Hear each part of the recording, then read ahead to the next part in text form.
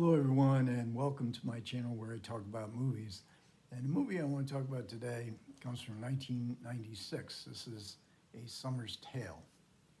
This is directed by Rohmer, part of his series from the 1990s of the Tales of the Four Seasons. Now, this is available in a box set, a Blu-ray box set from Criterion. However, they call it A Tale of Summer. I might interchange them as I talk about the movie, but all four of the movies in this box set are available on the Criterion channel. There's not a lot of supplements, and the movies look really good on the Criterion channel. So I haven't picked up the Criterion box set. So this is a story. This is set in summer, obviously, summer vacation time. Rohmer was great for summer vacations. I think he made 8 or 9 movies, which are basically how I spent my summer vacation, or what I learned on my summer vacation.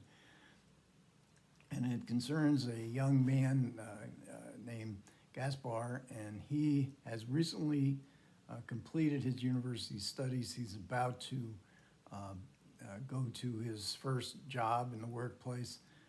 It's set in this Brittany town, a resort town with a very big, beautiful beach. But he's there alone, and he's wondering what to do. He is waiting for his girlfriend. His girlfriend is off in Spain, traveling with other friends. She's supposed to be coming, but he has not heard from her, and he's beginning to doubt whether she's ever going to show. So Gaspar is on his vacation all alone. At the beginning of the movie, by the end of the movie, he has 3 girlfriends, and all have been promised a trip to the island of Cosant, which must be some, magical island that everybody seems to want to go to for a day trip or for a weekend trip. And so he's in the muddle from the beginning, but he's really in the muddle at the end of the film.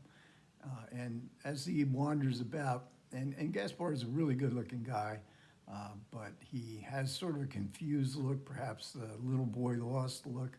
So he attracts women. They're drawn to him, and especially when he goes out to a restaurant to eat dinner, the waitress there, she eyes him quite quickly. They get into a brief conversation, and the next day they encounter each other on the beach, and Margot calls Gaspar over. They strike up an immediate friendship, and Margot is played by Amanda Longley. For Rohmer fans, you might remember her as Pauline at the Beach. This is Amanda Langley when she was a teenager, and she is the title character here. Now, she's not playing Pauline in A Tale of Summer. Rohmer liked to bring back his actors from previous films, but they would always play somebody else. But in fact, Tale of Autumn, you get Beatrice Roman, who was in Claire's Knee and in A Good Marriage in the 1980s, and she comes back in A Tale of Autumn. And also Marie Revere will come back in that film. She was the star of The Green Ray. So the Green Ray and Pauline at the Beach, part of Rohmer's comedies and proverbs from the 1980s. So he has 3 series. So we're in summertime here. Margot and Gaspar strike up a friendship, and they go what all Rohmer fans love in his movies, and that's the walking and talking. So they spend their time during the day walking along the coastline. There's actually, my research, this is a fairly famous trail that they're following, and it does go off into the forest for a while as well. And walking and talking is very special in Rohmer's films, and one of the reasons people don't like his films, there's lots of talk in a Rohmer film, and you get it on the walking and talking scenes, and there's quite a few of them in the movie.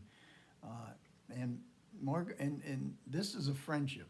Margot's not interested in having a boyfriend, a lover. She has a boyfriend. He's out in Southeast Asia somewhere. Um, he's he's some sort of scientist. And Margot herself, even though she's waiting tables, uh, this is her aunt's restaurant. She has a PhD in ethnography, the study of cultures. And part of uh, the appeal of this walking and talking here is Margot is so interested in Gaspar. Gaspar seems so confused. She's trying, and she's doing this very good naturedly, very, very amusingly. She's trying to bring Gaspar. What do you really feel about your girlfriend? What do you feel about your career? Gaspar really wants to be a composer. He has a guitar. He's writing songs, which do get sung in the film later on. And she encourages him to get another girlfriend. I don't think your girlfriend's ever going to come. You can't be alone. And Margot has to work, and Margot's not looking for any kind of love affair. So we think, and it confronts this issue between, can a man and a woman be friends, close friends, as Margot and Gaspar do become close friends, even though it's an early time in their friendship. Can they be friends without being lovers? And also the idea that what's more important, friendship or love?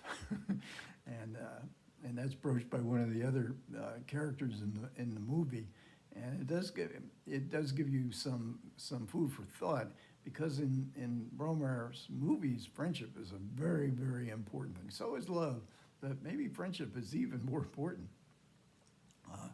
And along these walks, we get a sense of geography.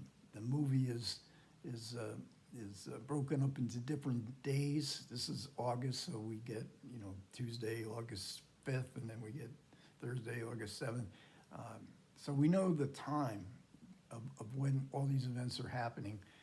And but Rohmer's also interested in geography. We need to get a sense of the place. So as they walk along the other side of the bay from where the town is, and Margot shows all the different landmarks of places that they have been, where the restaurant is.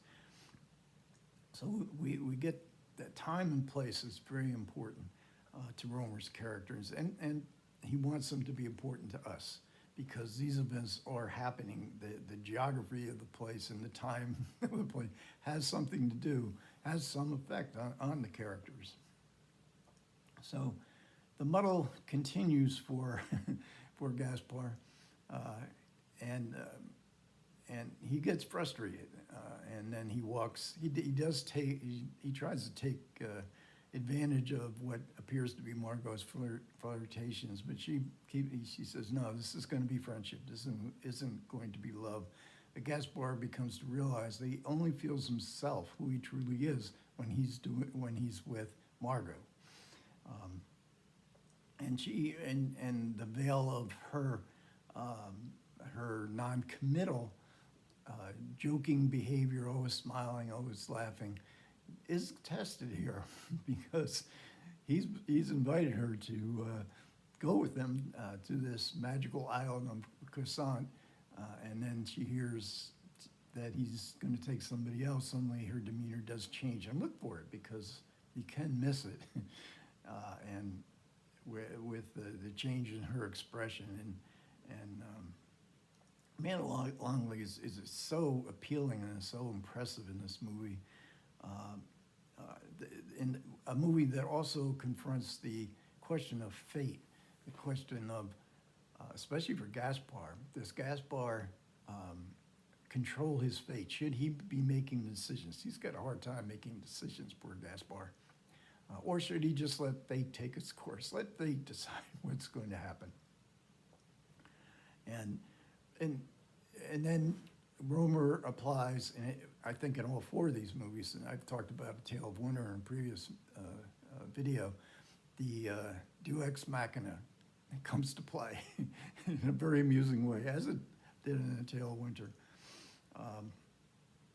And this use of like some coincidence, great coincidence to get you out of a bind, it gives the film a kind of classical aura to it. Even the island of Kusanta, everybody goes to, it's almost like a mythical island. And we're seeing modern day people, although this is 1996, uh, who are going through the daily functions of life, on vacation. Um, there's nothing special about these people, which puts people off, which may put people off because there's no real dramatic confrontations going on. There is one or two here, but there isn't really any melodrama, and but Rohmer is so interested in these dilemmas that young people face, especially in the age of getting through one's